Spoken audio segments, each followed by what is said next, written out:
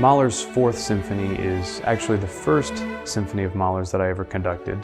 It's his smallest, and by Mahler's standards, that's not saying much because most of his pieces are just ginormous, but it's more of a chamber work. It's a little bit more intimate in scale and mood and atmosphere than many of his other big pieces.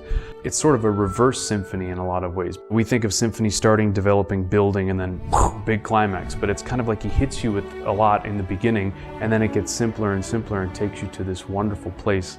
It's got a lot of interesting, intricate writing in the first movement. Second movement has some very cool writing for the concertmaster. There's some solos that with a special violin that's tuned in a special way. The third movement is just, even though it's not the child's version of heaven, maybe it's Mahler's version of heaven, and it's very profound, it's very deep, it's very moving. And then of course we have the fourth movement with the heavenly vision of all the angels, singing in the garden and growing good vegetables and all these wonderful things. You hear the voices of the angels, and then the piece is over. So it leaves you on a very, very high note.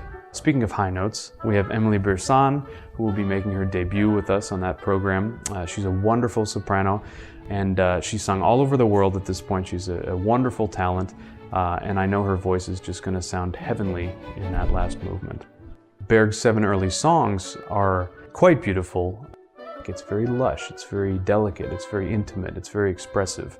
And that's why I love Berg's music so much. It's very challenging for the orchestra. It's a great addition to our overall lineup this season, and I think it pairs extremely well with Mahler's Fourth, not only because there happens to be a soprano in the symphony as well, but because there are a lot of musical connections between Berg and Mahler.